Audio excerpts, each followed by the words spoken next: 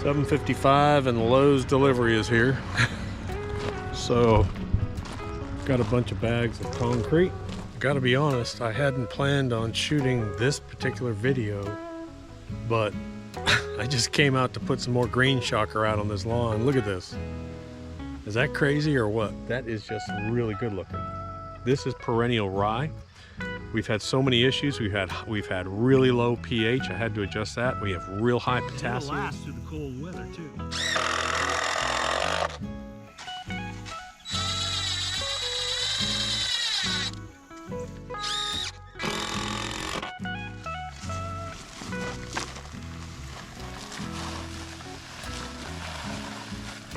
I love it when a plan comes together.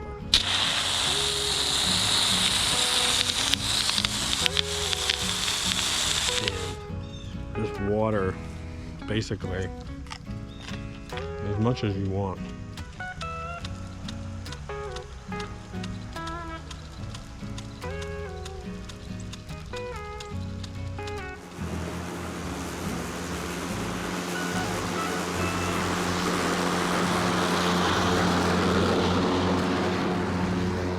That's pretty crazy, isn't it? From where we started here, from where we started to where we are now on this, and I want to call it a lawn, but heck, it is a lawn now.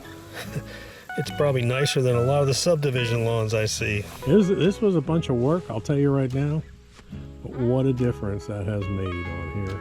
That just looks beautiful.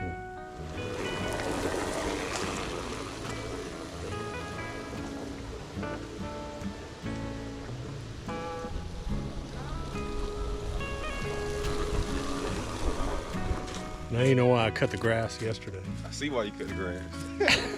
Chauncey, he's over there going, dude, I need to catch a break. Look at all these 60-pound bags. I never buy 80-pound bags, dude. There was an old guy out here, an old mason out here, when we were doing this house. He was throwing around 80-pound bags like they were just bags of flour. Man, it was crazy. Nah, I ain't gonna lose this, but I gotta keep it in my hand.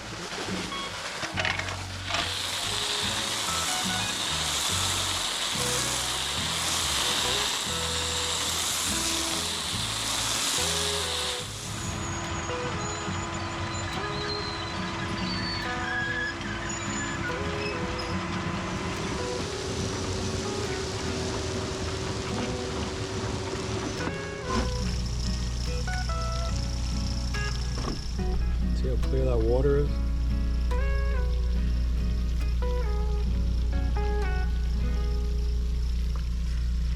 Morning. So this is day number 3 of this video. I'm just trying to throw stuff together for you guys. I've been so busy. I'm really worn out. We've been just killing it out here. And my days are 12, 13, 14 hour day long. Hours. I can't even talk. So I just figured I'd just pop around. I'm carrying a camera around, shooting when I can. I figured I'd just throw it together rather than just get rid of the footage. I'm just going to throw it together. It's going to be nothing crazy, nothing great. But this really looks great, man. I mean, I can't tell you how happy I am. We've struggled with this back so much because 4.9 pH, really high potassium, full of wood chips. We had massive tree stumps in here. I got a 1,000-gallon septic tank sitting right there. This is trouble. I got shade. I've got shade. This only gets 4 hours of full sun. That's it, 4 hours of full sun. Perennial rye is finally taking. So I'm really, really happy with that. It's actually looking good. This is the clearing area. We're having a cabin dropped in here in about 2 weeks. This is all germinating up here great. So we're building a structure, a firm cement structure around that gravel. Just had a whole load of gravel drop down. We're gonna put more in there, have it hold up. So there's common Bermuda here. And then what we did is a few weeks ago, we put down a contractor mix on top of this, which is fescues and rye, which you should not do. Do not do this. But I have to do this to maintain my soil all winter long. I don't want this dirt and soil washing down in heavy rains, which are coming eventually, down into my pond. As the Bermuda grass starts to go to sleep here over the next couple months, this cool season will come up. And if I have any hard freezes like we had last year, well, I can come out and put some annual winter rye out here But I got to keep this green. The same thing over here on this area. I've got all kinds of grasses, I've got clovers, I've got turnips, I've got all kinds of stuff over there. I think really one of the keys to all this is water is basically life. And we have this pond over here that we can pull out of without any concerns. And why do I not have concerns? Someone's going to ask that. Because when we bought this property, the drain tube failed and this pond drained. The mud was 20 yards past the dock. It was 20 yards past the dock. 50% drain out and all the fish survived. All right, so I'm on my phone. They're digging way down now. But you can see that this is the old pipe. It was actually just a 6-inch. And it's all rotten and was broken. And dude, this guy is sitting on the back of a cliff. It's scaring the hell out of me. You can see how deep that is.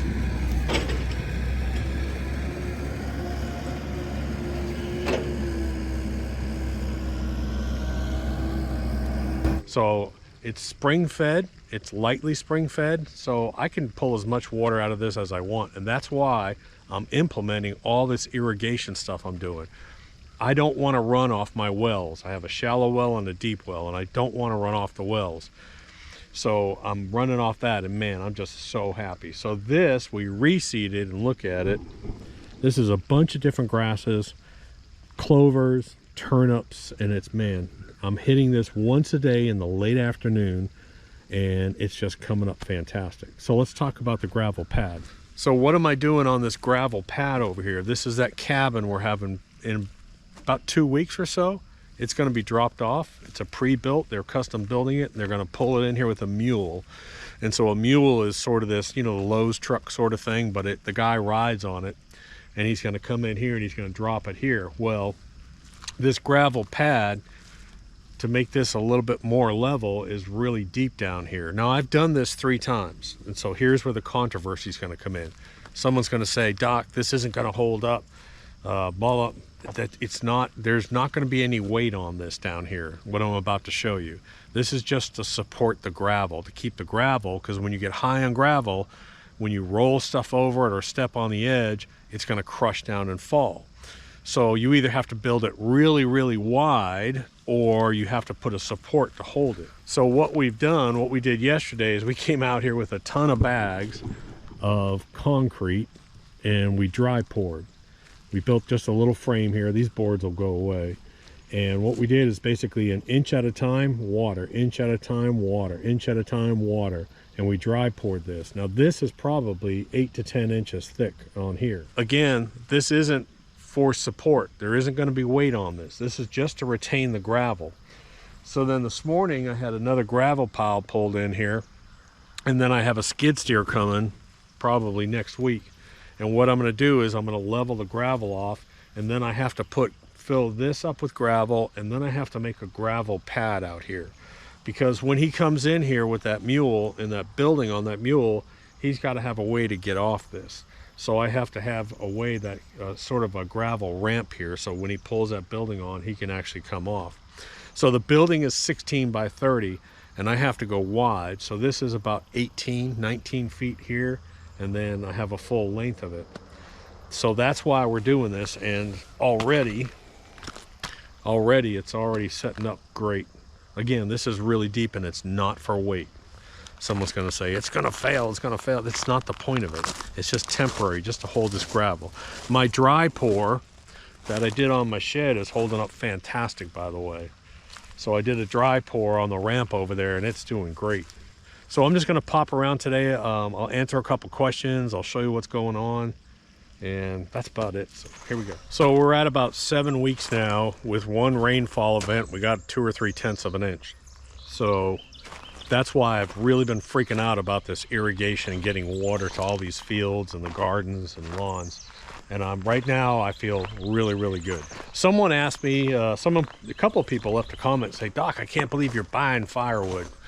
Well, I thought you'd be doing it yourself. Okay. I have a Vermont casting stove. And the other day I had a cord of firewood delivered. That's a full cord. So let me explain. This is oak hardwood, dried for at least 12 months, and it has to be 16 inches or smaller. If I were to cut this, it would take me almost an entire week to go get trees, to cut them up, then to split it. It would take me, John and I were talking about it, we figured out 30 to 40 hours to probably do this. And I'm like, dude, I'd be paying myself $6 an hour to do this. This guy, who has 700 customers in the area, by the way, delivers this and stacks it for 400 bucks. I'm done. It's just, it's, I talk about this in business a lot. It's a time money management ratio thing. So as an example, I was just upstairs and I was thinking about going to Walmart, and I said, well, why am I going to drive to Walmart? I'll spend half an hour or more drive time. I'll spend at least half an hour in the store. Then I got to load all this crap. I got a huge order I got to do with them. I have a Walmart Prime membership for 99 bucks a year, and I get free 2-hour delivery. So I just went online, went upstairs, put all my stuff together, and it's going to show up in about 3 hours, and I can be out here working. It's just using your brain a little bit and just managing that time. What is it worth? What is your time worth? Putting a dollar amount, I talk about this a lot, assigning a dollar amount to your time. What is that worth? And sometimes it's a lot better to pay someone to do it. You'll actually save money. So anyways, that's why I buy my firewood. So I'm gonna run down here. I had 2 or 3 people ask about my pump setup because they were thinking about doing it too. So I'll run down there real quick and I'll show you the pump setup. But the other day in my last video, I talked about my failure on this PVC because of the gluing and it hadn't dried. So I finally got it to work. So I have that blue lay flat hose runs 400 and something feet down to the pond. I have a 2-inch high pressure pump that comes up to my fields. I have my large sprinkler here that covers this entire field. And then up here, I have a smaller version of it that covers most of that field, not all. So that upper pump ties into this connection here, which is a full flow 3/4 valve. And then I run 3/4 inch hose up there. This, I built this little redneck connection here, redneck engineering section here, and that allows me to tie in my garden hose, and I can water my garden all I want. The problem I was having is that I was just so worried about using my deep well, which feeds the house, and constantly over there having to water every day. And I'm like, I just don't like pulling all that water off my well. So now it's such a nice feeling. I can actually have both of these sprinklers running and then at the same time be spending as much time I want over here watering. So let me take you over into the garden here. So what's amazing about this is all these tomato plants should be dead from blight, but the drought has kind of stopped that. It's taken away a lot of that moisture, and now the plants, because I'm ground feeding them, ground watering them, they're actually coming up pretty healthy and they're still producing. These pepper plants are amazing. I've got tons and tons of green peppers out here, but if you leave them on the vine, they'll over ripen and they'll turn into red peppers. So I come up here every night and I grab a couple tomatoes, a red pepper, I grab a cucumber, I grab some greens, and that's what I make my salad with every night. So I have a salad out here. These are all tomatoes still producing, sweet potatoes that we're just experimenting with. 2nd generation of tomato plants. Surprisingly, the blight started to move in on these and we went after them, and actually right now they're good. This is my green section. This is all mainly turnip and radish greens, and I actually eat that in my salad. And then right here, I planted a 2nd generation. This is new, younger, which is more tender. Then I also planted, with the fall and winter coming up, in here I have carrots and kale. This is my 2nd generation, there's a spider web. This is my 2nd generation bean crop. The summer beans burned out obviously, but man, these things are doing really well. I have more tomatoes down there. My cucumbers are doing really well, and I've already pulled 20 cucumbers out of here, and there are probably another 20 on the vine out here now. So I'm going to run down here real quick and I'm going to show you this pump setup because a couple people have asked, but I want you to see something. The area that's not getting water. This is an area that's not getting water. It is rock solid. it is clay, there is no life. So water is life. That's the key to it right now. I just pulled up the 10-day forecast. I've got 5% chance of rain every day, except for one day I see 20%.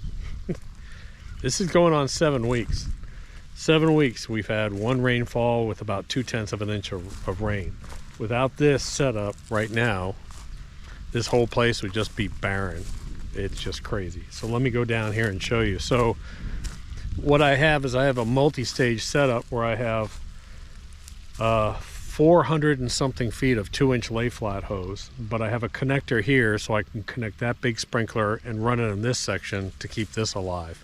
The rest of it goes up to the fields and the gardens. So this is a 2-inch high pressure North Star pump with a Honda engine. This runs about 90 psi. It's a really good pump, but it's super high pressure and you have to be careful of your intake. So what I have, let me shoot it from this side, is you can see I hard lined in to the intake. I have a 90, and then I come hard PVC, and I have a regular, and then I go 90 down about a foot, and then there's a regular basket. Now I also put a wire basket underneath it, so there's a wire, like a wire trash can or basket, and then the intake goes inside that, so it's a double cover. Next we go up here, and then I 90 out of the outflow and I go up. The only thing that you have to be careful of or understand is if you're going to do this, there's a huge amount of back pressure from 400 feet of hose that's on the incline up here. So a lot of times what I'll have to do is I'll have to disconnect this and allow a lot of that water to actually backflow. It goes right back into the pond, it's no big deal. But it relieves some of that back pressure because sometimes this doesn't want to prime. Your head lift on your intake isn't as strong as the pressure going out. It can push a tremendous amount of water. We did this all last year. We ran these as well too. So that's my pump setup. Someone was wanting to know about it, but that's it. It's a North Star. Maybe I'll link to it down below, but that's a North Star high pressure pump, 2-inch. Great unit. We've owned several of those pumps. So anyways, that's just a couple of days of work. Tomorrow's going to be a busy day. 8 a.m. the electrician shows up. About 9 or 9:30, I think Anna, Jess, and John will probably be here, and we got a bunch of work to do. We're probably going to cut this again. We'll cut the back again. Bunch of stuff going on. Talk to you later. Doc.